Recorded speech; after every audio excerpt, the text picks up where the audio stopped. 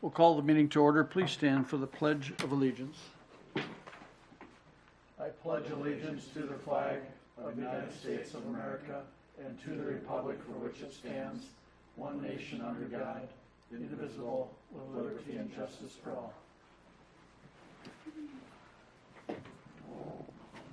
Welcome, everyone, to the August 1st, 2023 City Council meeting of the City of Windom. This evening, for the council consideration, is the consent agenda, which includes the minutes from the July 18th City Council meeting, HRA, June 14th, and July 12th. Park and Rec Commission, July 12th. Telecom Commission, July 17th. Community Center Commission, July 17th. License and permits include temporary liquor license, Lions Club, September 16th. Amplification permits, Lubbencock Wedding, Tiggles Park, August 26th. And the Lions Club, Tiggles Park, September 16th of 2023. Also included are the regular bills. Council action or questions? Mr. Mayor, I wouldn't normally point out a typo, but if you look at the Park and Rec minutes, page 11, and paragraph 8, the last sentence, it mentions that A goof? that Mr. Ewald would be a goof contact. I think we should correct that. I'm pretty sure I said good contact. That recommendation will be changed. Okay. Besides that, any other comments? Good catch, Mr. Grunig. Council action? I'll make a motion to approve the minutes and the consent agenda. I'll second. That is introduced. That includes the change. With Scott making a motion and Jenny the second. Any other questions or comments? All in favor signify by saying aye. Any opposed? Motion carries. Thank you. Department heads this evening. Any department heads this evening? Everybody has their own agenda item, I believe. So we will continue. Second reading, ordinance number 196, second series. Good evening, Andy Spielman, Building and Zoning Official. I don't know if this is the moment you've all been waiting for, but I've been looking forward to it for a long time. I've got in your packet this evening 2 action items. The first is approve second reading of Ordinance 196, second series. This is our entire land use subdivision code. We've been working on it for quite a while, been in front of the council several times. I think you're familiar with it, but we did hold the public hearing earlier, and the council did approve first reading. So this is the second and final reading. This is the final action we need to get this ordinance approved. So the first action would be to request approval of the second reading of the land use and subdivision code. Okay, council, we have went through the process. The first reading was held. The hearing was held, and it's time for the introduction of our consideration of the second reading ordinance number 196, second series. I would make the motion to approve the second reading of ordinance number 196, second series. I'll second it. That motion was by Mr. Grunig, seconded by Dennis. Any discussion? Okay, hearing none from the council. Roll call. Esplin, Yes. Nelson, Yes. Grunig, Yes. Benson, Yes. Quaid. Yes. Very good. Next item that's requested is the title and summary, and for that to be published. And I believe that is just a motion. Is that correct, Steve? Correct. Andy, is that what you're asking for there? Yep, so the title and summary is what's actually published. To make this effective, the last step is to publish in the newspaper. Since this is a very lengthy ordinance, the cost of that would be quite a bit, so we're requesting the council to approve a title and summary that's basically just exactly what it sounds like. It's summarizing what the ordinance is to be published. And to let the public know that the entire ordinance is online also and has been out there and made available for the public as well. Yep, it's out there online. It's available in print at the library and City Hall as it has been the entire way through, so. Correct. Thank you. Thank you, Andy. Council action? I'll make a motion to accept the title and summary action. I would second. Motion by Scott, seconded by Marv, to publish title summary. Any discussion? All in favor signify by saying aye. Any opposed? Motion carries. Job well done, Andy. Thanks once again. You've been thanked many times on this, but you made your way through it, and thanks to the commission. Yep, we made our way through it. And like you said, thanks to the commission, all their hard work. Mary Henson also in my office put in a ton of work, and she's probably not quite done yet. We're still going through making all the spell checks and making sure the numbering is sequential and all the cross references are there. So that's how we see it now, is a lot to do with all the work that Mary's put in. So thank you to her, and thank you to the council. Very good. Thank you, Andy.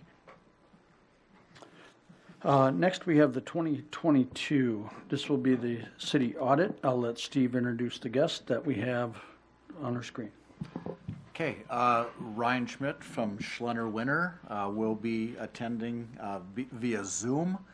There is a PowerPoint presentation that I will pull up and go over as Ryan walks us through those slides. I think, are you muted, Ryan? Are you able to say hi? Ryan, are you unmuted? I am now, yep. Okay, perfect. I'm going to share my screen and get the slides up for that PowerPoint presentation. I'll let you walk through those. Oh, okay. Otherwise, I mean, if you want to, it seems to be disabled right now, but usually I could share my screen and I could walk through. Okay.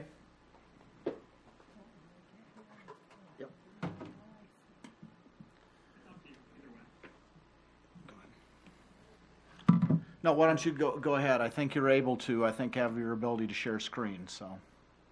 Okay. It still says host has disabled it. Oh, okay. There must be a setting on your end.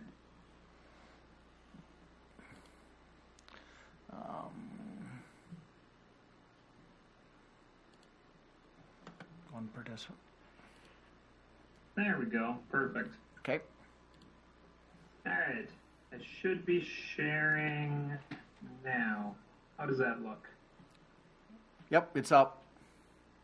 Okay, perfect. And then I'm just gonna modify my view over here. Okay, can everybody hear me okay? Audience? Yep. Very good. Okay, perfect. Well, I'm gonna walk us through the results of the 2022 financial statement audit here. I can't really see you, but that's fine. If you want to cut me off at any time, if you have questions or anything you want to discuss, you just let me know, and I'll do that. Hold up a stop sign. There you go. Perfect. That sounds good. Okay, so just like last year, I've got a PowerPoint presentation here to walk through kind of the high-level results, do a little bit more of a graphic visual walkthrough here versus the full financial statements. And just like last year, I'm going to start out with a little bit of an overview here of the audit process, just a reminder of what exactly it is we do during an audit, and then also the opinion that we gave you this year. So, in a nutshell, an audit basically consists of us obtaining your financial records from the past year, and we perform a number of procedures over these records. These procedures consist of things such as inquiries with people within the city, various analytics where we develop expectations for what your revenues and expenses might be for the year based on prior year trends or maybe similar cities we work with, and then comparing that to actual results. And then lots and lots of detailed testing. So we do sampling procedures, we look at invoices, bank statements, reports from the state, the county, et cetera, all for the purpose of verifying the transactions in your accounting system that make up the numbers in the financial statements.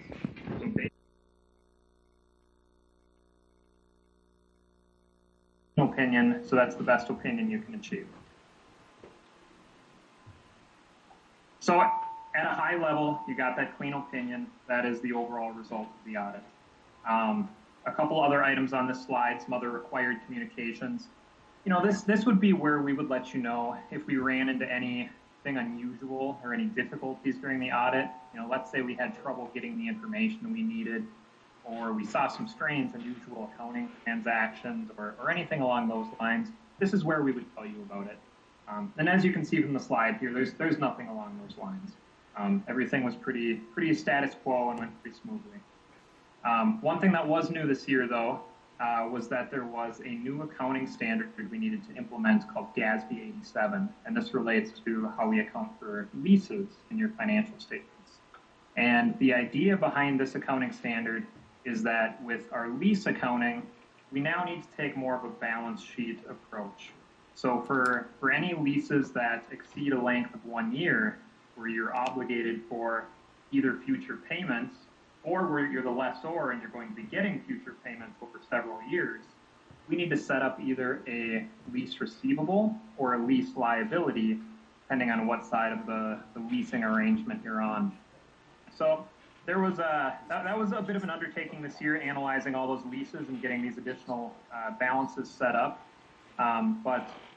So I would say that would be the biggest unusual thing or the biggest change this year compared to other years. As part of the audit, we also review your internal controls over financial reporting. So basically the processes and procedures that are behind the numbers and behind your accounting processes. With many of the cities we work with, we give a finding for audit adjustments. I would say for the vast majority of the cities we work with. And what this means is that during the audit, when we come across an error or we come across a balance that needs to be adjusted at year end or something along those lines, we make a correction, and then that way we can still give you that clean opinion.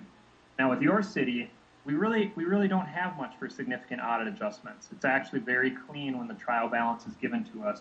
We did have some adjustments this year with, implementing that new accounting standard I talked to, but not to the extent where it resulted in any sort of finding. So I would say that that's a little bit of a pat on the back for you, is that you have some pretty good internal accounting, and as a result, we don't have to give you this finding. The one that we do have here for you, though, relates to financial statement preparation. And this one's pretty hard to get away from. Basically, this is because we as a third party prepared the financial statements on your behalf. There's theoretically a heightened risk that there's maybe a missing disclosure or something like that went undetected because we are outside of the city. And as part of the audit, we also review your compliance with Minnesota statutes. And here's a little rundown of the sorts of areas we review. So basically, the state wants us to look at how do you go about contracting and bidding? Are you soliciting quotes and bids the way you should? Where are you keeping your cash and investments? Are those in appropriate locations? Any conflicts of interest? What kind of debt do you have? So on and so forth. No findings this year as a result of our review. So that was good. That was clean.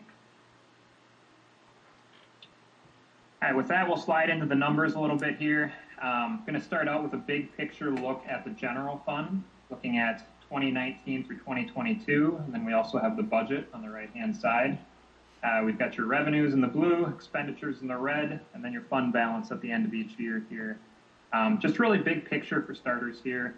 Revenues did exceed budgeted amounts by about $497,000. Expenditures were actually under budget by about $506,000. So as a result of these swings, you had budgeted for a decrease in your fund balance here of about $386,000. But factoring in transfers between funds and those budgetary differences, you actually had an increase in your fund balance here of about $104,000 for the year. Now, the next couple pages take those same revenues and expenditures from the general fund, and we break it down into a little bit greater detail. So here we just have 2021 as comparison to 2022, and then also that 2022 budget in the green.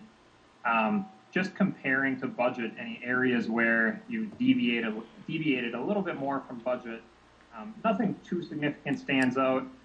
Intergovernmental revenues jumps out a little bit. You had some additional COVID funding of about $182,000, or that was the amount over budget. I think your COVID funding was actually a bit more than that. But that was the biggest driver of the budgetary difference there. And then charges for services also came in over budget around $100,000.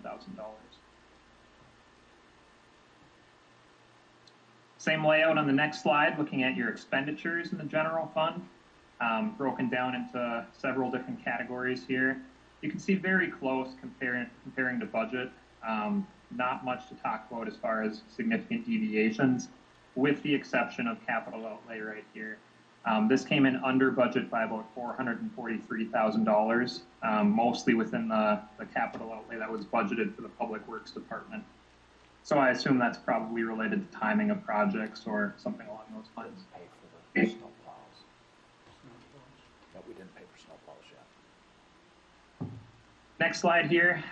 This takes a look at your unassigned portion of your fund balance. So your fund balance at the end of the year, the unassigned portion of it that you can just use for day-to-day operations as a percentage of your annual expenditures.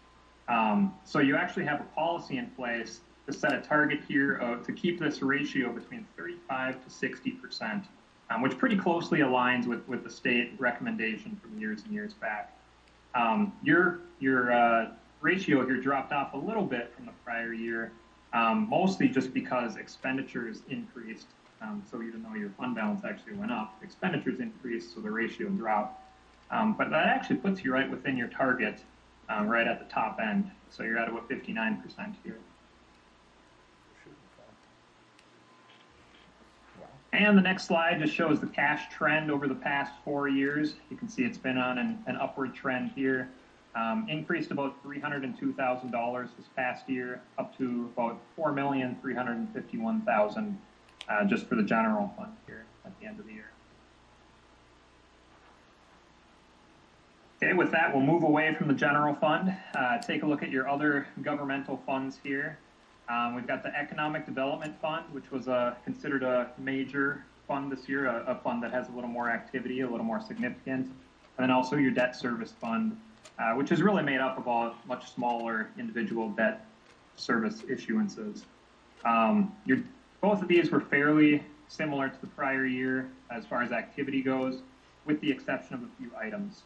So the Economic Development Fund, you had a large outlay of expenditures here for the purchase of the Semstone property. That was about $1.1 million. So that's why you see this excess in expenditures compared to your revenues. And like I said, that's a deviation from prior years, of course. So with that, you can see, well, that $1.1 million, that's about what your decrease in fund balance was for the year. So you're down to about $664,000 for a fund balance there. Debt Service Fund, very comparable to prior years. Revenues from property taxes and assessments, and then your expenditures for paying your debt payments. Overall, an increase here of about $131,000 for the year. Here's the cash for each of those categories, plus for the remaining non-major funds. Non-major funds, this is your ambulance fund, and then your miscellaneous capital project funds. There is full detail on each of these funds in the back of the financials, but I didn't include them here.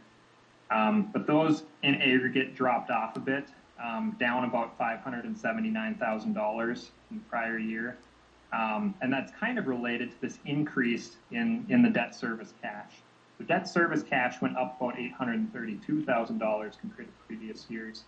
And really what happened here is that we had your 2020 Street Improvement Fund, and in the past it was a capital project fund, and this year with the projects being completed, it got kind of slid into that debt service fund category.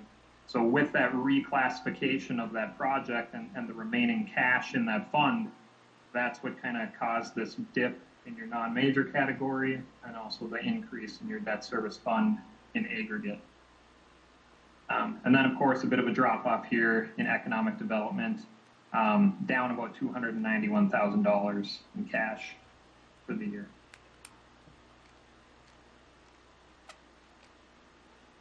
Okay, so with that, we'll slide into your proprietary funds here. We're going to look at pretty much just your bigger proprietary funds, the ones that have more activity, more going on. And for each one, we're going to have, once again, a trend analysis focusing on operations, with a full table down here, including non-operating items.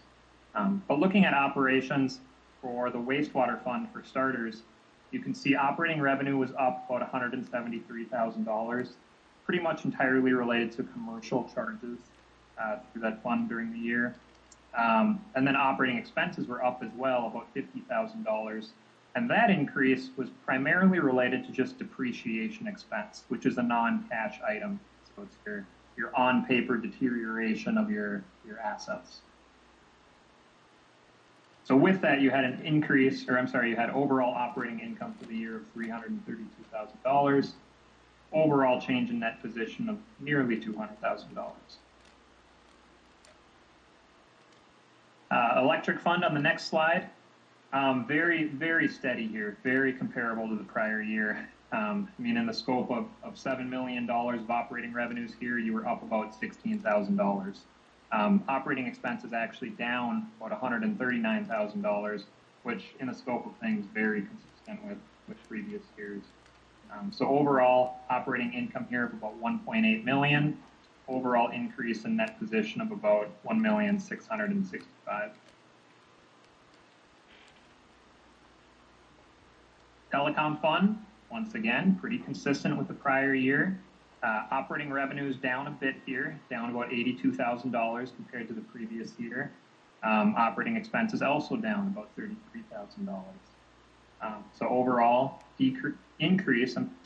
an operating income here of about $748,000. Overall increase in net position of about $661,000. And your liquor fund. The activity running through here is a bit smaller, but I figured it's one of those things that people like to see how the liquor fund's doing. So I included a slide for this as well. Operating revenues shown here. This is on a net basis, so this is basically your net sales. Net sales here up about $21,000 compared to the previous year. Gross sales were actually up about $151,000. So after pulling out the cost of the product, that's what we have left for an increase here. Operating expenses were also up about $26,000. That was mostly related to increased employee costs. So overall, you had operating income this year of around $122,000. Transfer out to the general fund, I believe, $100,000, leaves an increase in net position of $23,000 for the year.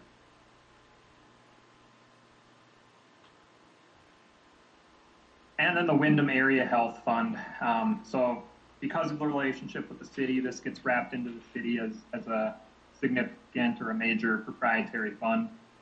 So just briefly touching on this, operating revenues for the Windom Area Health up about $4.3 million from the prior year. Operating expenses also up around $1.4 million. Overall, an increase in net position here of nearly $8 million for the year.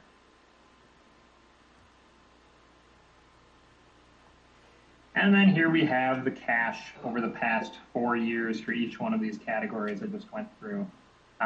Overall, most of them held pretty steady.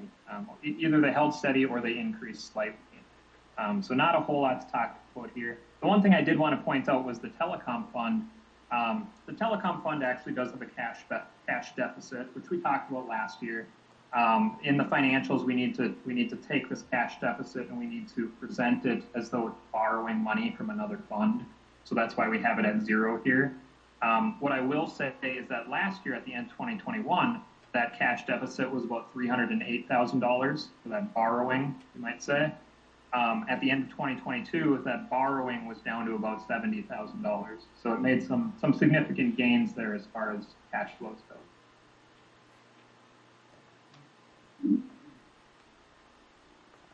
Okay, so that does it for each of the individual funds that I'm going to walk through. we have a couple of quick slides here that kind of look at things big picture for the entire city as a whole. This looks at overall assets for the entire city, and then we have a similar slide coming up next for liabilities. So just real big picture here, you can see overall your assets from 2021 to 2022 did increase. Capital assets in the red held pretty steady, not a whole lot of change there. It was your current assets that actually increased about 2.5 million. I do believe most of this increase, though, was related to the hospital that gets wrapped into this. Next slide here, same layout for liabilities. You can see a few decreases here. Debt dropped off. Debt in the red dropped off about 4.8 million just due to principal payments that were made during the year.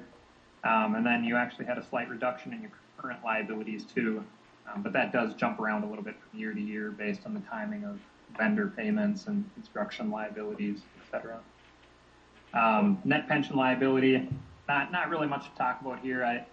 I would almost recommend you just ignore the net pension liability. As a reminder, it's your proportionate share of the statewide pension plans, statewide liability. They have you put a share on your books, and there's nothing you can do about it. So that jumps around a little bit from year to year, but there's not too much more to say about that. Okay, and then we have a couple slides here looking at your future debt payments. You might recall last year we had slides that looked at your debt balance over the past few years. Well, we decided to change this year and instead look at, okay, what are your debt service requirements going into the future? So first we have those for governmental funds here. These are the future principal and interest payments that are due each year. And you can see that we've got it steadily declining here until it's fully paid off in 2041. This is the debt that's being financed primarily by like taxes and assessments, that sort of thing. So it's interesting to see what your future debt service requirements are here with your existing debt. And then same layout on the next slide here for your proprietary funds. So the debt that's being financed by your business type activities, all of your water, sewer, electric, wherever you have debt in those funds. Probably not electric. But one thing I will say is that I realize this probably includes the hospital too, so it would probably be more useful to pull up the hospital next year.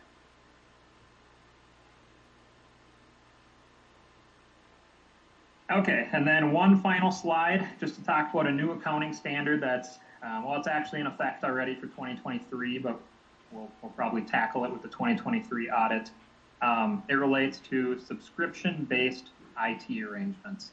So it's very similar to that leasing standard that I talked about, but basically now they're applying it to IT subscriptions. So if you're subscribing for some sort of antivirus software or for an accounting program or for Adobe or any sort of software where your subscription extends more than 1 year and it's a defined period of time, the idea here is that we then need to calculate the present value, the future payments that are going to be due, and we need to put that on the books as a liability. So it'll be a process similar to what we went through with leases this year, although I'm hoping that maybe it'll be a little less in scale, because I think a lot of these just renew annually, which means that maybe we can bypass this standard a little bit depending on how the contracts are written. But just giving you a heads up on that one. Any questions?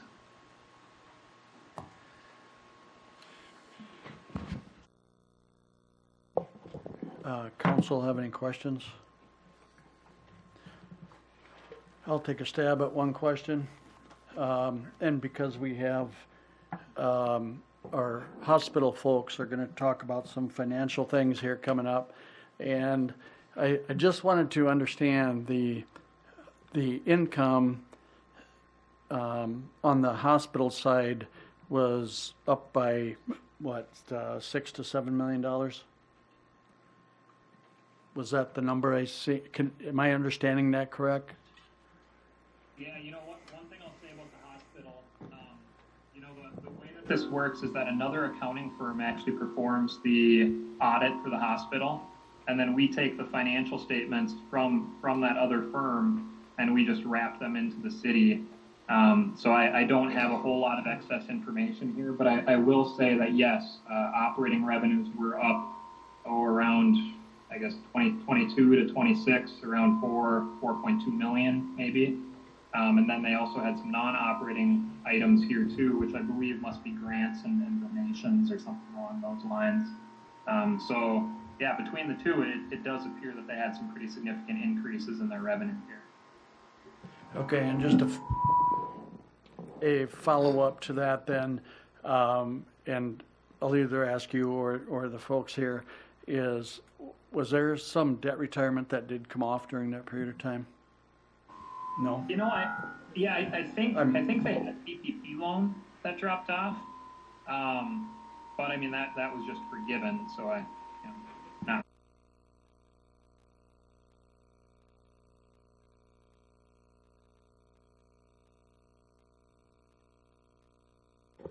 Okay, thank you. Council, other questions? Marv? Just a quick question on the audit itself. After looking at audits for many, many years, it seems like the audit this year has so much text to it. It's almost like reading a novel, and instead of just basically being numbers, is there a requirement to add that much text? There is. We don't put anything in there other than what's required. I wish the requirements were much less. I've had this conversation with other people where it seems like you get into government accounting and the requirements for government reporting, and it's above and beyond every other industry. It seems a little excessive to me, especially in an area where you would think you'd want it to be as straightforward and simplified as possible. But yeah, we don't put anything in the financial statements that isn't required. So yeah, that is all required to meet the standards. Thank you. Council, any other questions? I think overall, a pretty good audit as presented. Cheryl, any comments? No, I do thank Ryan a lot for working through the leases. He did a lot of extra work on that this year. Well, thanks for dealing with all my questions and providing so much. It wasn't easy on your end either. Okay, with that, there should be, if the council's happy with the presentation and the audit as printed, we should have a motion to accept the audit, which will be the 2022 audit. I'll make a motion to accept the audit as is. I'll second it. Motion to accept the audit. Sorry. Made by Scott and seconded by Dennis. Any other discussion? I was one of them. No, I won't mention his name. All in favor signify by saying aye. Any opposed? Motion carries. And we appreciate you coming online and doing this for us, Ryan. Appreciate it. Thank you.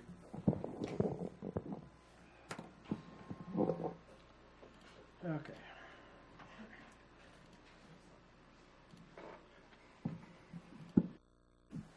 Mayor, can I just say, I would like to say a thank you to Cheryl and Steve and that whole department. I think it sounds like, the work that Cheryl and her staff does reflects, the good work that they do reflects on how this audit went smoothly. So thank you and thank your staff. Okay, well said, Jenny. Okay. We will go to the hospital board finance discussion continued.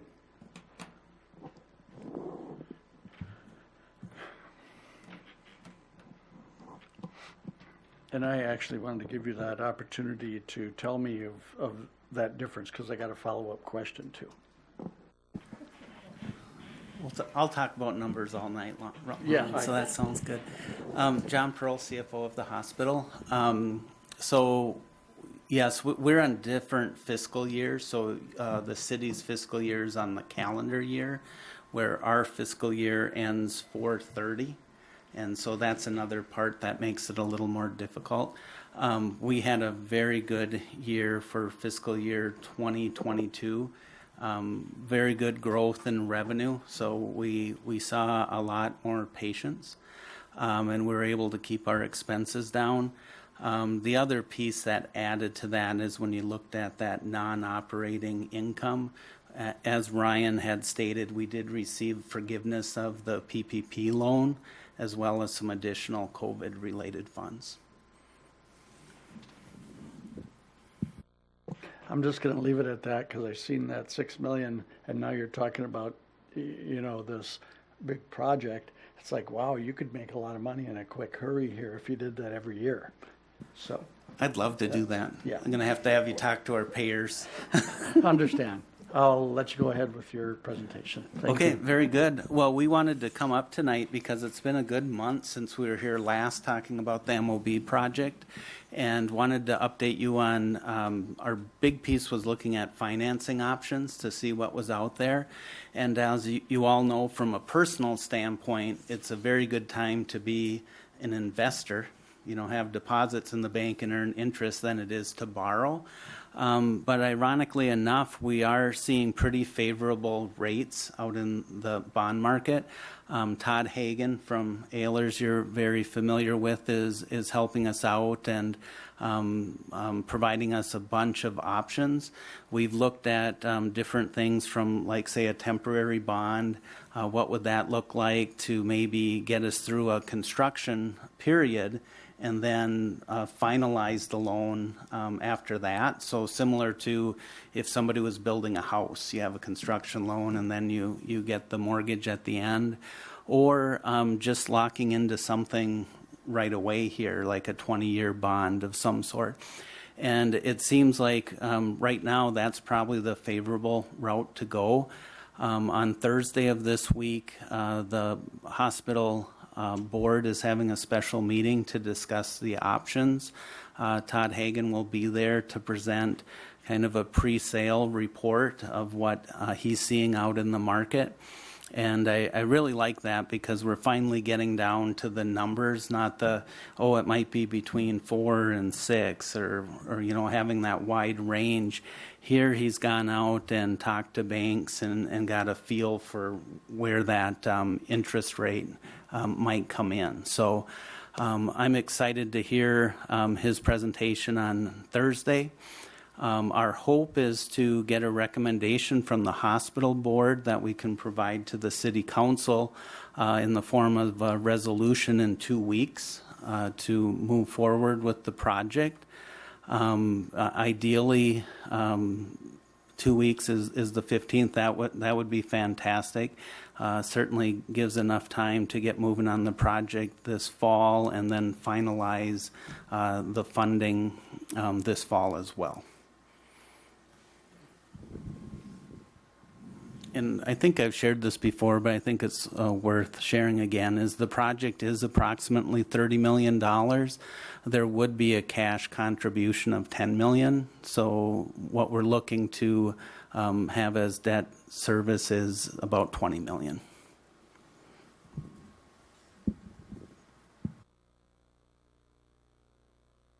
Questions from the council?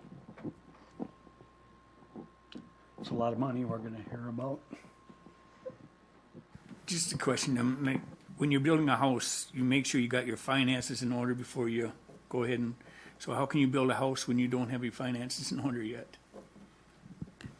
Well, the finances are in order in the sense that we've already done the feasibility study and we've had communications with the banks and what's out there. So you're right. It's not like 100% financed, but it's really at that finish line. I think you'll hear a little bit more similar about that later on tonight with the electric project.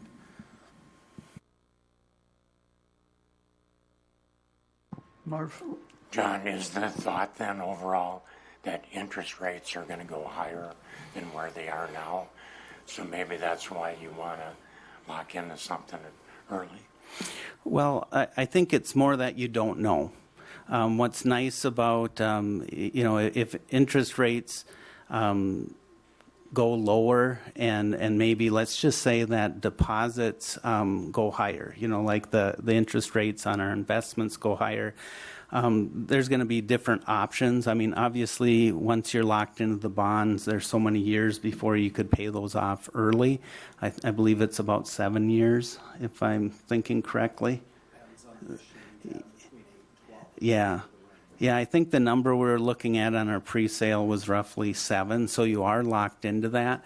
The whole thing is we just don't know, right? But what's interesting is looking at rates now, if they range between that 5 and 6%, even though we're used to seeing that 3.5 for these last many years, if you look even over the last 10-year period, rates are historically good.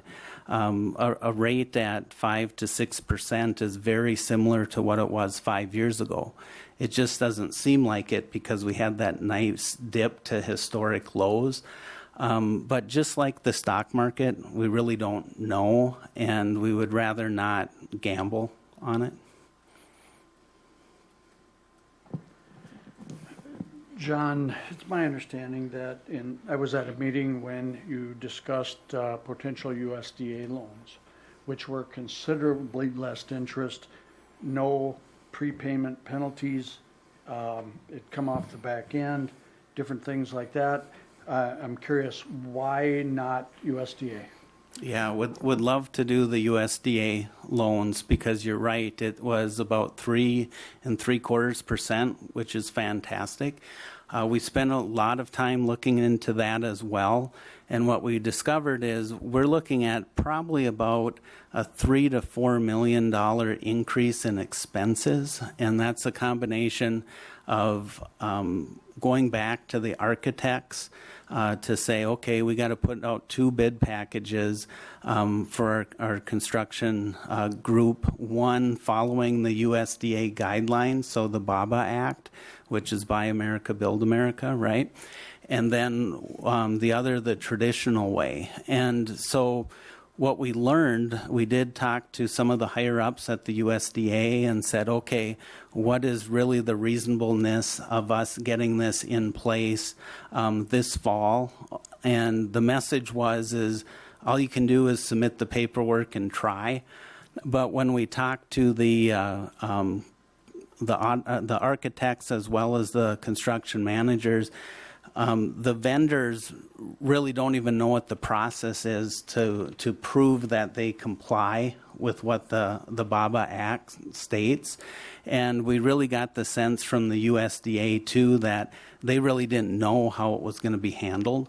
So what our concern is if we're moving the project, say, to next spring or next summer, it's about a 5 to 6% increase in expenses on the overall project. It's the additional expenses for the architecture and the construction manager. And honestly, more importantly for us is, we talk about the money related to the building, and that is important, but it really has more to do with operations, is we have no space at the hospital. And we're growing, we're adding providers, we're expanding services, we're increasing revenue, we're doing all those things, and we really need to get into that space sooner than later.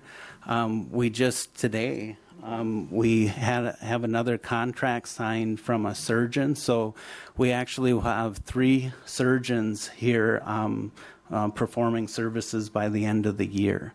And so there isn't room for them for the clinic space, and we're going to have to do a lot of juggling as it is. And so the piece is that kind of stops that growth if you wait. And so on top of the easy things to calculate, like estimating the additional expense and those types of things, we're looking at lost revenue. And so at the end of the day, the uncertainty with that USDA option just made it not a good choice. But I have to say we absolutely looked into it. I'm sorry, can I make a comment in addition to that? When we're talking about running out of space, I feel like I need to provide some explanation as to what that really means as well. So in our specialty clinic space or our outreach space where we have physicians coming from other organizations to rent that space, essentially that is a satellite clinic for those physicians. Where we benefit from the hospital, not only for the community to be able to come close to home to see these providers, but they also utilize our other services. They either do surgeries with us, or they use our radiology department, or our lab department, or our therapy department, or our downstream revenue opportunities. What we are currently doing now with our OBGYN is we are placing him also in that space, which we're running into potential issues with CMS and commingling services. So CMS guidelines requires you to, if you have rental space, you need to have that you need to designate that space very specifically and provide very clear information on what they are actually renting. What's the square footage that they're renting? What's the common shared space? And be able to provide and prove fair market value for that. That's rental income that we get and receive in that space. If we commingle our hospital services in that space as well, they're going to consider that double dipping, because we now also have our own services sharing that same space. It's getting harder and harder to delineate what is actual rental space and what space the hospital is utilizing. So we're already currently walking a fine line with what we currently have. John had stated that we just we had a letter of intent to come, and then we contracted today with a general surgeon who will be our Windom Area Health employed provider. He'll be coming at the beginning of November.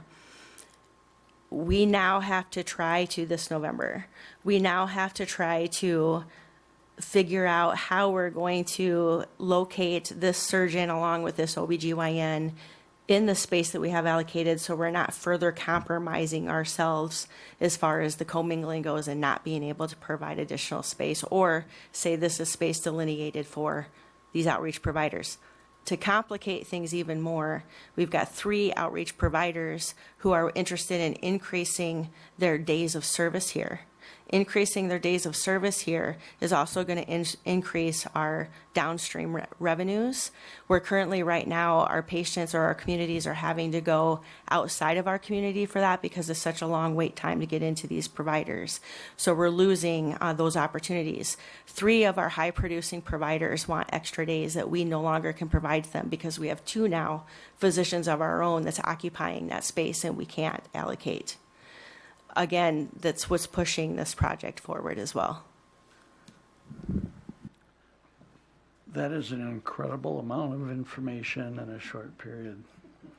Okay, and for us to understand it, just realize that when we see a number of $6-7 million, $8 million, whatever on the books, okay, and you did that in 1 year, and that's the growth you're talking about, right? And so I just personally am sitting here wondering, to the city of Windom, and you talked about signing up these people, and you're doing that now, but you don't have anywhere, you just said, for them to go, right? And so you have to figure that out. And the way it sounds, I firmly believe that you're going to make the dollars. If you build it, they will come type attitude, right? If you build it, they're going to come, and you have the revenues that are going to come there. But to the taxpayers of Windom, what is there any risk for us as a council to approve this in 2 weeks that you see right now? Because I want to make sure that this council, when they say yes to this project, and you're demonstrating everything, I get it, but I still have to ask the questions so we understand it and the public understands it. It sounds like a lot of people are coming. You're growing. I understand that. You will have this facility filled up, it sounds like, before it's done, right? And so, but when we're looking at saying yes to a financing plan, which we will hear from Todd Hagan then, right? Will we hear from Todd as well? Or can we? Yes, you will on the 15th. He's, Okay. Yep. So that'll be a similar presentation to what you, the hospital board, so the council can hear that too. Okay. Because I think the thing that the council, just to clarify this, is really our overview on this is when you say approve your financing plan and then demo the building. Okay, that's what this council has the ability to ask questions on. Okay, otherwise you have a board that you lead and they lead you and vice versa, right? So that's why it's a little tricky for us, I feel anyway, somewhat complicated, but it looks and appears like there's a good plan coming out of this. I'm just hesitant on why not USDA. It sounds like a hurry up here to get it started. You gave, Shelby, you gave good explanation on why.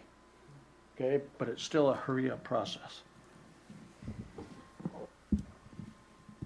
One other piece of information with the USDA, when we spoke with the USDA representatives, for this fiscal year, yes, it's a hurry up process, but they also stated that they wouldn't even be able to guarantee us into the next fiscal year when the revenues would be able to be available for allocation.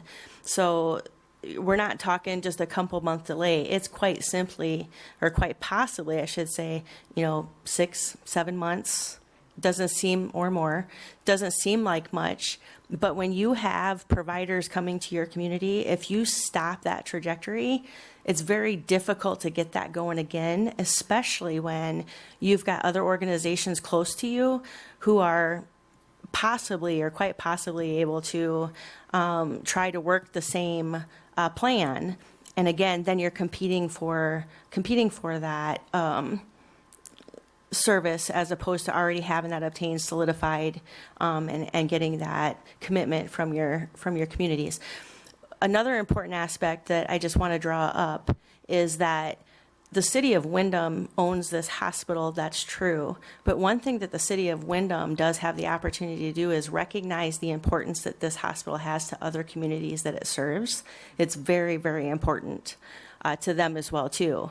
And we do attract from quite a distance away. So being able to provide these services is just, not only will it serve the community better, but it also is going to continue to help that growth with these employed providers and help also support our primary care providers as well too, to keep those community members here close so they're not lost into a large system. Nope, I understand and appreciate everything you said. I think we are an important area to the surrounding communities as well. I do not deny that one bit. I think we have great employees that are employed at the hospital. They're residents of Windom. Some of them are not. And some have moved on from the hospital. It's not just a one-way thing. It's both ways. And I just want that to be, open. And I think that you're answering the questions, okay? And that's what I do. I feel my job is to ask questions, tough questions, put you on the spot, so people in the public knows that we're doing our due diligence, because that's what this council has to do. And so when it comes down to say, push the button and hit demo, this council better have their mind made up. Okay? Scott. You said you contracted a new physician coming in, and you have such little space for all the ones you got already here.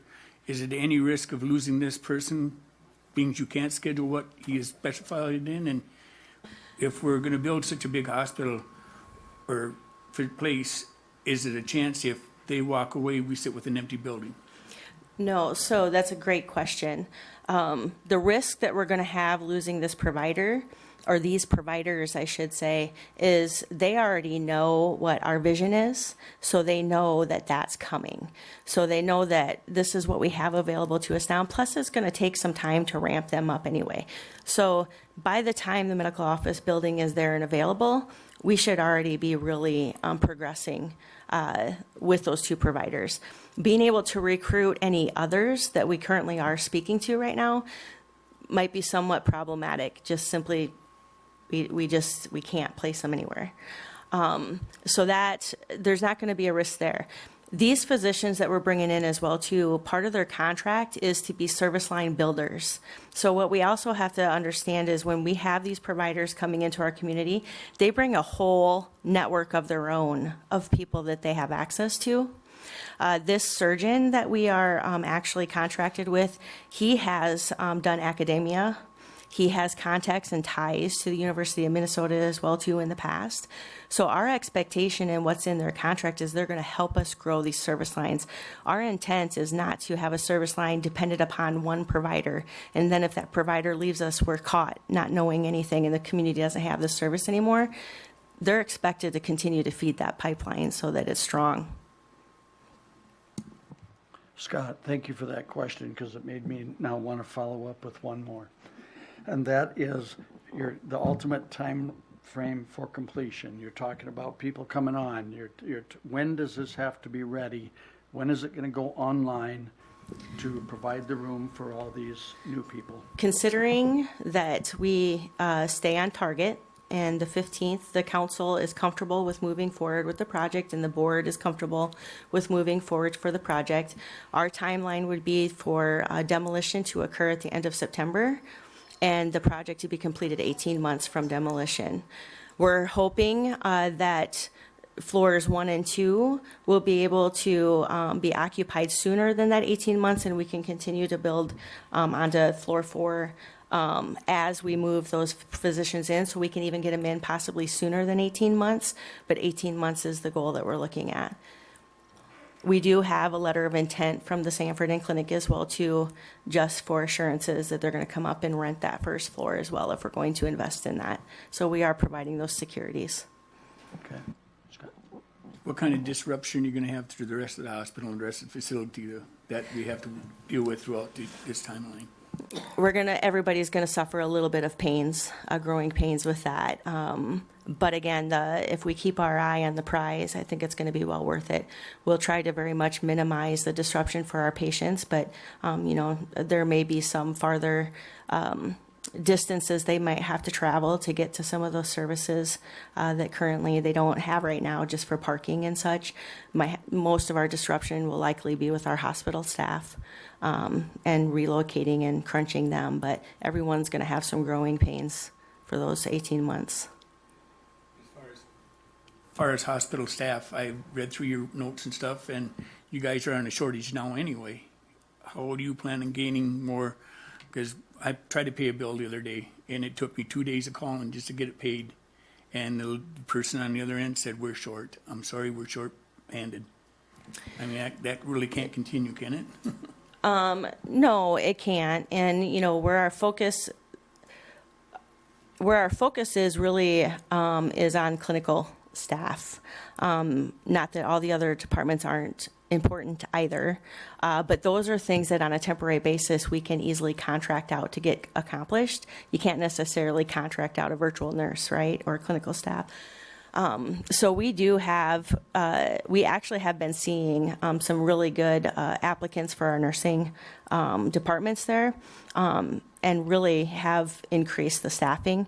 And we also are working with the an international recruitment firm where within the next 6 months to a year, we'll be onboarding 3 international nurses to start, knowing that we have growing opportunity as well too, and to try to be forward thinking with some of our growth in our surgery department might take some of our inpatient nurses who want that opportunity and how we backfill.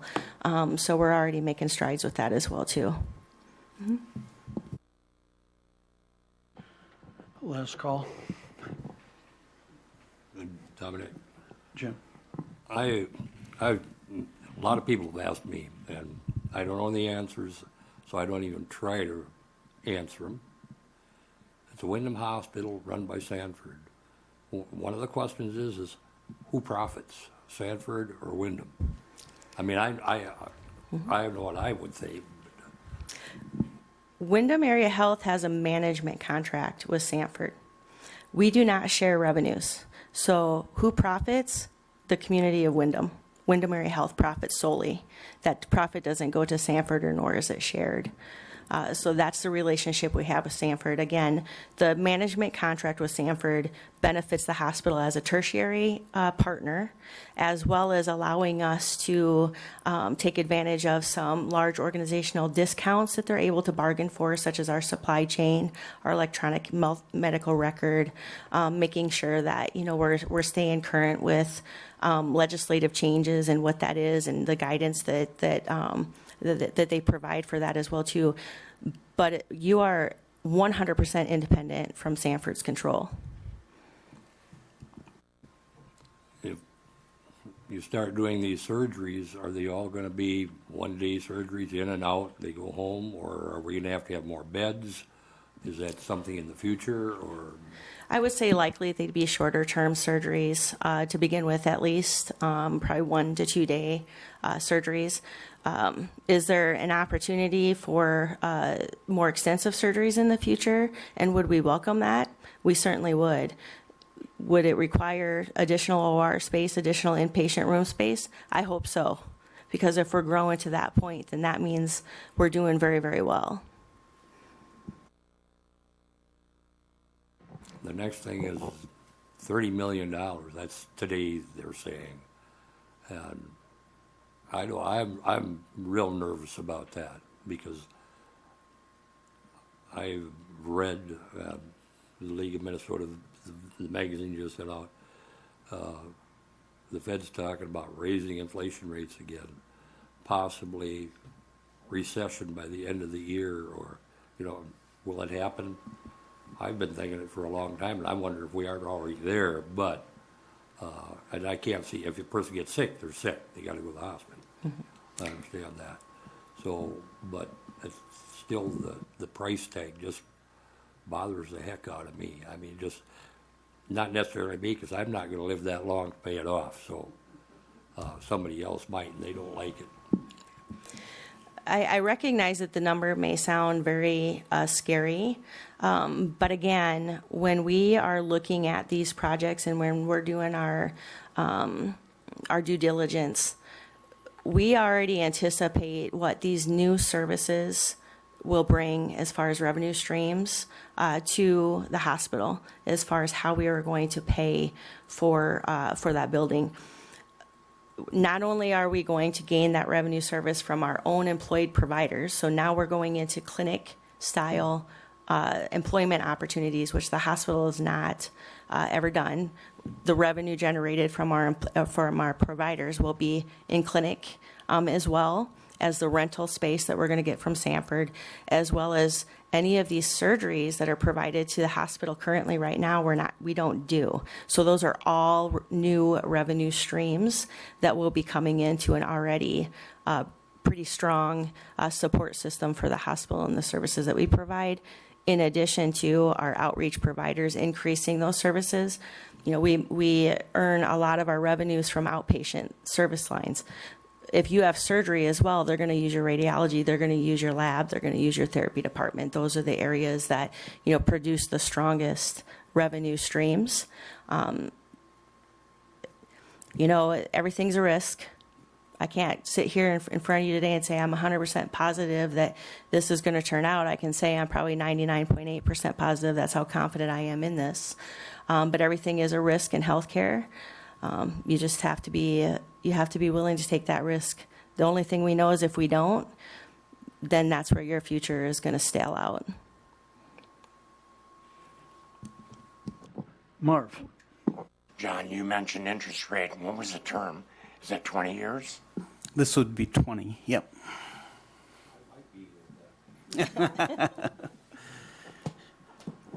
Hope you are, Jim, because I want, yeah. Go ahead, John. No, I'm good, yep. Okay, any final comments? Okay, I think there was a lot of good interaction. I think maybe we answered some questions. I know you did for me. Still concerned, but you've answered them. So that's all I can ask. And I would encourage the public that if they have questions they want the council to ask us, please email us. They're online. they can ask the council, they can email Shelby. Shelby, maybe you could just give your email address so the public could do that if they want to. My email address is shelby.medina@sanfordhealth.org. I would welcome those questions if there are any. Okay, and I'm thankful the paper's here tonight so they can write that in their little blurb. And Shelby, I really hope you'd get a question or two. I think that'd be healthy from the public to be able to ask, so thank you for that. Okay, I think we're good with that topic. So thank you. We'll see you in a couple weeks.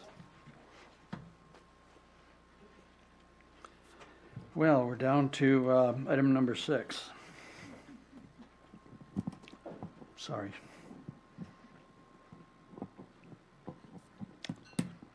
Ryan's here. Yeah, Ryan, I'm going to let you do all the talking, man. You got it. All right, good evening, everyone. Ryan Anderson, Water Wastewater Superintendent.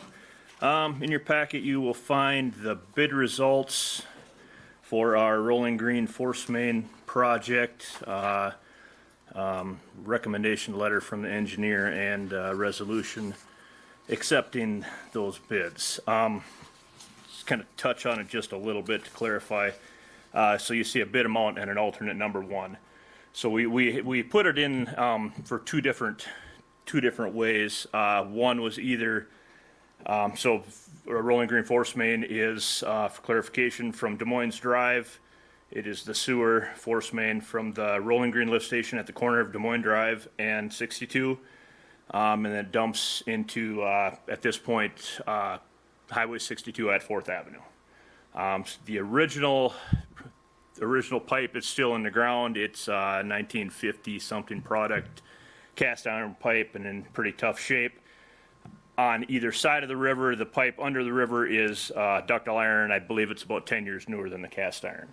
We've had some breakage issues over the winter last year. I believe mid-February we had a break, repaired it, turned around, and it broke just a few feet down the line again. Ended up some plugging as a result of that, and did some bypassing along the way just to keep the sewers moving. So we put it to bid for two different ways. One was the base bid was to replace the oldest sections of cast iron pipe on either side of the river crossing. So from 62 and Des Moines Drive to the river, and then pick up again after the crossing to 4th Avenue. That was the straight base bid. The alternate was one-shot replacement of all the way through. The hope was that they could bore the whole thing all in one shot. That would save the digging on either side of the river, which is fairly deep and pretty much assured to be wet. We were hoping that would appeal to them enough price-wise that it would make sense to do it all in one shot. And that is what we ended up with on the bid. Hodgman being the lowest on alternate number 1 at $194,996. I believe engineer's estimate was about $210 on that. So we did come in under estimate. Oops, sorry. And that's versus the 196, that close a bid? Yes, correct, on alternate 1, correct. Wow. Yep. Okay. There were only 2 bidders. Luckily, we had 2 bidders, and then kind of clears that up pretty easily. So, and being close is nice to see. And they're both good contractors, right? I mean, Yep. that you had. Correct. So, yeah. Good. What's that? Oh, yeah, okay. So, yeah, with that, we've got a recommendation from the Utility Commission to accept alternate number 1 with Hodgman Drainage in the amount of $194,996. Okay, this is resolution. Anyone care to introduce that resolution for that construction? I would introduce the resolution. I'll second it. Resolution introduced by Marv. Okay, second Scott. Thank you. Any questions? Okay, I'll ask for a roll call. Quaid, Yes. Nelson, Yes. Grunig, Yes. Esplin. Yes. Benson. Yes. And that carries. Anything else, Ryan? Okay, very good. Thank you. In your packet, you have a DGR engineering. This is a task order for the liquor store addition. Steve, are you going to update just on where that situation is at? Well, DGR is doing the civil engineering work for that liquor store renovation expansion project that was going to bid. This task orders just for that portion of the work. We're hiring them directly from the city rather than through the architects, engineers to kind of save that markup on it. So that's what this is for. I think you're looking for an update on the bid. The project was bid last week, and engineers reviewing that with the bidder. We did only have one bidder, so there's some discussion going on with there to kind of find out what's going on with that. And I believe the liquor committee is going to meet with John and kind of review some of the information as well. So there's no action on the bid this evening, and This is just the task just order to for the approve civil the task engineering. order for the civil engineer for that project. 14,000 not to exceed. Yeah. There we go. 14,000 not to exceed price. Is there a motion to that effect? I'll make a motion. Second. Motion Scott, seconded by Jim, to approve the DGR task order approval. Any questions? All in favor signify by saying aye. Any opposed? Motion carries. Resolution expressing, this comes with the electric department. Are you talking resolution expressing intent to reimburse expenditures, electric generation project? Are you just going to handle that, Steve? Yep, this Pretty one simple? this one I will do. This is kind of a housekeeping item. As you know, we do have an electric generation project that's going out to bid. We're also talking with our financial advisors, Allers and Associates, on this. The Utility Commission kind of has had some of the possible cost on the bonds the last two meetings. They listened to Mr. Hagan from Ellers, and he is finalizing some runs for that bond. What this resolution is tonight is essentially, if we were to get the project started, before all the bond paperwork was done, we have the ability to reimburse ourselves any expenses that we incurred before that final bond sale was completed. So what this says, it's a maximum amount of the bonds up to $8 million. We don't anticipate being that high, but the Utility Commission had some questions about some flexibilities, maybe for some other things to be included in that bond. So we want to make sure we cover ourselves. But we're hoping the electric generation project comes in well under that number. And it's a recommendation of Utility Department to approve correct. this. Okay. Council? I'll make a motion to accept the resolution.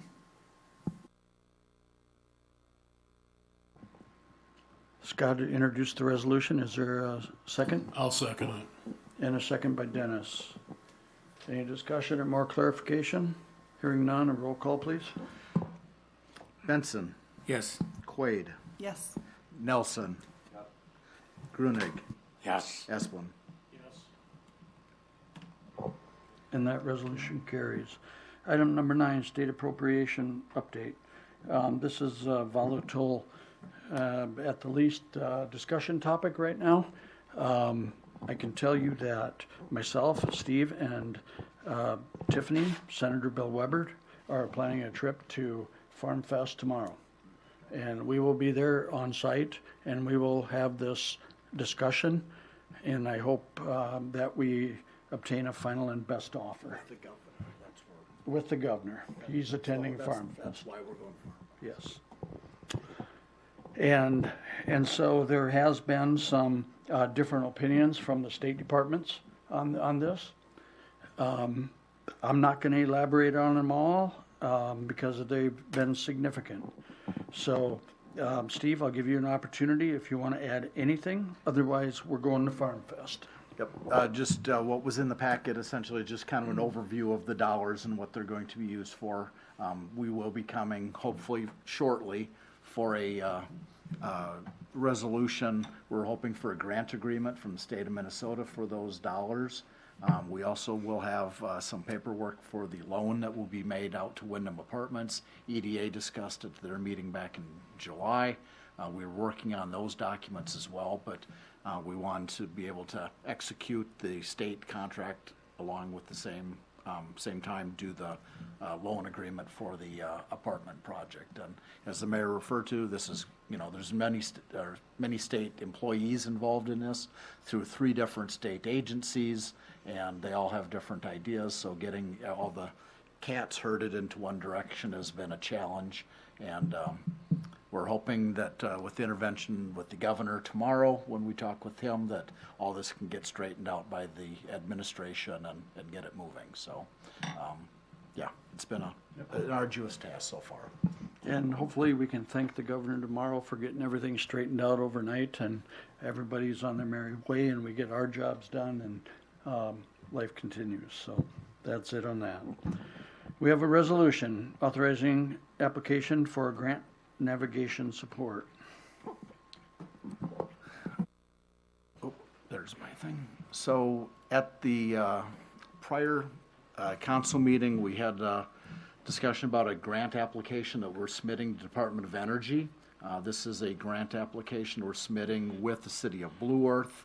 That grant application is a clean energy demonstration project. It is an 80% federally funded project. We have a series of things that we're asking for.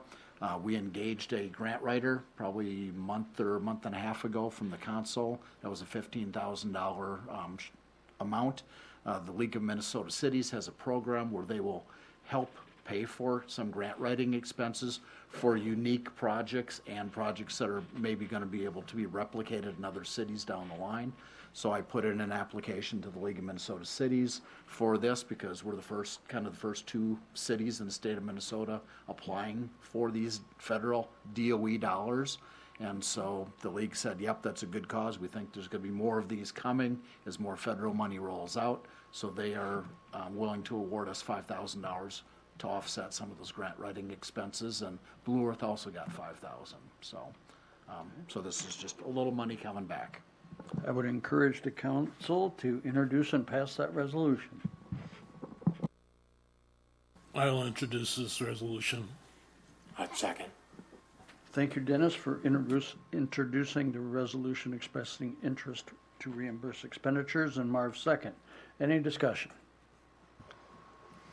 Thank you for bringing that to us. Roll call, please. Quaid. Yes. Benson. Yes. Grunig. Yes. Esplin. Nelson. Yes. And that carries.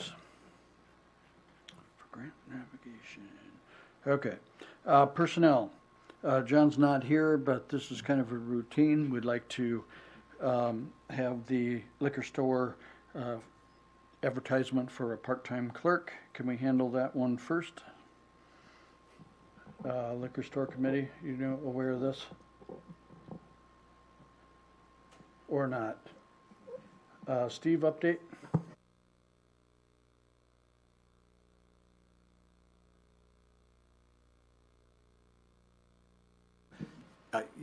What the liquor committee is saying is the liquor store manager conducted the interviews. It's just basically a replacement for a person that resigned and moved on to a different position. The recommendation was to hire Tamara Grease at starting at $12.50 an hour with 6-month movement up to $13.25 an hour. So John did the interview, you weren't, okay, fine. Okay. Was the liquor store committee gonna introduce that? I'll introduce the hiring of the part-time clerk. I'll second. Okay, motion to approve that and was seconded by Jenny. Motion was from Scott. Any discussion? Is it just me, or does it seem like he's having an awful lot of turnover? It's been this way for 3 years, Jim. It's a lot of turnover and unfortunate, but that's kind of I think I'd encourage you, if you want to know the details of it, to go talk with John and maybe just stop in there. I mean, he can explain it. I think the short of it is, for a lot of people, this is just a very part-time job, you know, and they have a full-time job, so it's kind of like they're just picking this up to pick up some extra money. Not a lot of them stick with it long-term. It's just kind of one of them extra money jobs you do for a while, and then when you get your bills paid off, you move on to a different, you know, you don't have that job. So I think that's what a lot of the turnover for these just very part-time people is. Okay, we voted on that, didn't we? Okay, thank you. The other thing under personnel, Cheryl, would you come up? Of course, I cannot just let this go with the simple motion. I told Cheryl, she's on the agenda for having us approve a resignation. Retirement, I guess, but it says resignation here, Steve, on the agenda. All right, which overrules your agenda. So I told Cheryl earlier that, you know, that she might have to say a few words, because I said nobody on the council is going to introduce the motion or make the motion. So here's your chance to ask the council to please do that. Cheryl. Well, I'm looking forward to retirement at the end of the year. I tried to give as much notice so that you can find a good replacement, and I'm willing to help train. We have a good staff that also is very knowledgeable and that can continue that training and assist them as they did me. So I just recommend that you get started, and if you happen to find someone really quickly and you'd like me to retire earlier, that is fine also. So I just wanted to let you know that. Well, we appreciate your time here, Cheryl, through several very good audits and through that whole process, and never hear a peep, really, so that's all good. So with that, we should, I believe, anyway, if it's okay with Steve, is that the council would accept the resignation of Cheryl and also at the same time place an ad for replacement to advertise. I'll make the motion what the mayor said. I would reluctantly second that. Thank you, Scott, for the motion. Jenny, for reluctantly seconding that as well. It might be a long vote, guys. We should just keep her in suspense, but here we go. All in favor, signify by saying aye. Any opposed? Can't vote. Motion carries. Thank you. I do want to thank you for allowing me to be a part of the team here at the City of Windom. I did enjoy my time here, so thank you. Thanks, Cheryl. Are you looking for part-time work? We have a liquor store, right? You'd be a good clerk down there. Not at this time. Okay. Okay. Contractor payment, truck garage, project number 1. Wilcon Construction has that project. The amount is $346,137.50. Here he comes. He's going to tell you the same thing. Here we go. Jason Sikora, Electric Superintendent. There has been a little work since I was here last time, briefing you guys. The plumbers did show up. They got all of the plumbing in for the trench drains in the truck shop there, and it's all been backfilled. Concrete workers showed up late last week, dropped off their equipment, said they had had enough of the heat last week. They would show up this week, and they've been going pretty steady this week. So their plan is to have all of the floor poured by Friday. So it's going to be a pretty good undertaking. So starting at 6 a.m. tomorrow, try and stay cool. So. And you're up then, and you're watching them at that time? Oh, absolutely. Okay, thank you. Any questions for Jason? Hearing none, you have the request.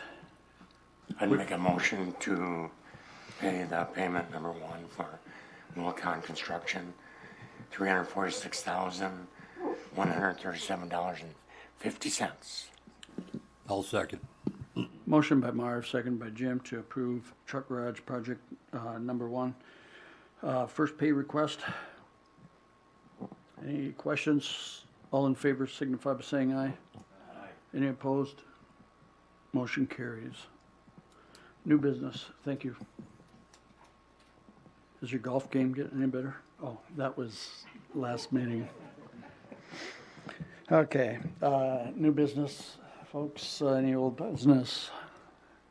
Council comments, I'm gonna go backwards tonight. Dennis, do you wanna go first? Council comments? Yeah, I have. okay. Marv? I would just once again thank Andy and Mary and that whole department for taking on that very, very long task. It had to be a difficult challenge and got it done, so that's great. Jim? Don't have anything. Thank you. Scott? Just want to thank everybody for coming out to the Windom night tonight, and for the staff of Windom to be there, and the police department and the ambulance department and the highway patrol and Jenny and all the people that involved in that. I think it was a great success. But just to have the citizens of Windom come to get together and enjoy each other's time and space just looked really great. Thank you very much. Thank you, Scott. Jenny, anything to add to that? No, Good job. I was gonna say, the night tonight, I think, was a huge success. The weather was decent, and we had a good turnout. And yeah, it was just really great to see everybody down there. And yeah, I did see a lot of Windom staff down there and citizens in Windom, and it's nice to get out and, you know, meet each other and talk to people. And so hopefully next year we'll just continue on with our success. Cheryl, you know, it's very nice that you're giving us this notice. I'm hoping that we can find a qualified candidate. I think it's going to be very hard to replace you. You've done a really good job here coming into the city and just kind of, you know, taking right off. So it's going to be hard to find a replacement that has the knowledge that and experience that you had. So hopefully we can get somebody quickly so that you have time with them to, you know, pass along as much knowledge that you have to them. Steve, anything you'd like to conclude with tonight? Oh, yeah. Well, I have nothing further either. Ladies and gentlemen, we're adjourned by unanimous consent.